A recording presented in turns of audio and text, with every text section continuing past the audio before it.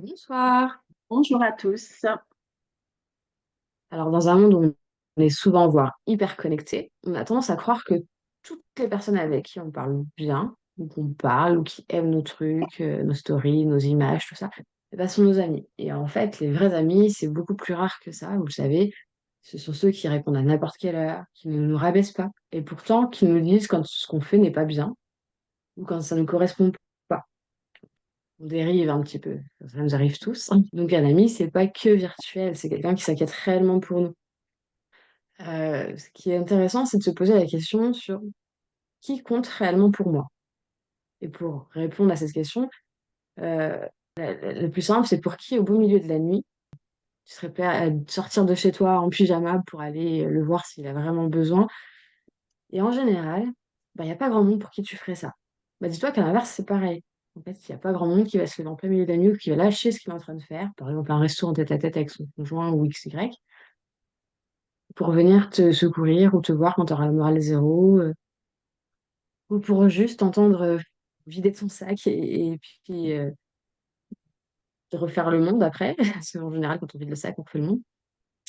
Donc, un conseil, si tu veux créer de vrais liens, avoir plus de vrais amis, il faut rester authentique, il faut rester toi.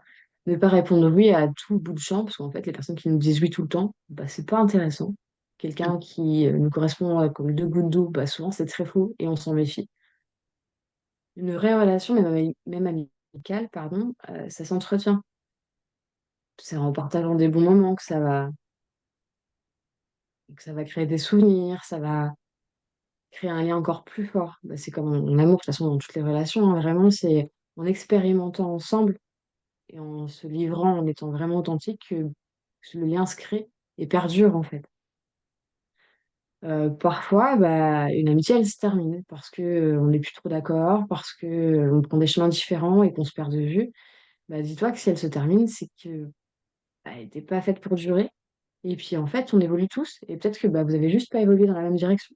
Et même si ça fait des fois très mal, accepte que bah, elle va pas être. Euh, elle s'est terminée, que c'est qu'il y a une raison. Et que des fois, bah, vaut mieux que ça se termine maintenant que forcer les choses et que au final, toi ou l'ami en question soit le plus en souffrance ou que vous soyez là à rien vous dire, à vous regarder dans le blanc des yeux comme si vous voulez à tout prix que le lien perdure, mais en fait, si vos vies deviennent différentes et et qu'il y a plus trop de partage, bah, au bout d'un moment, il vaut mieux que ça s'arrête, quoi. Oui, c'est sûr. Mais oui, du coup, faut vraiment pas se battre pour une relation où du coup, bah, tu te sens mal, ou tu es malheureux, ou tu vois que l'autre n'y est plus, ou que, bah, en fait, son intérêts sont plus les mêmes et que, bah, même si tu essayes de partager des bons moments, des fois, bah, ça colle pas, bah, OK, faut mieux arrêter, quoi. Rappelle-toi aussi que tu n'es pas un homme et que si une amitié te plaît pas, enfin, te plaît plus, ou que si une relation te fait plus de mal que de bien, bah, tu peux bouger et que c'est en bougeant que tu feras changer les choses. Donc voilà, c'est tout pour moi. Merci beaucoup, Aurore. Merci, à bientôt. À bientôt.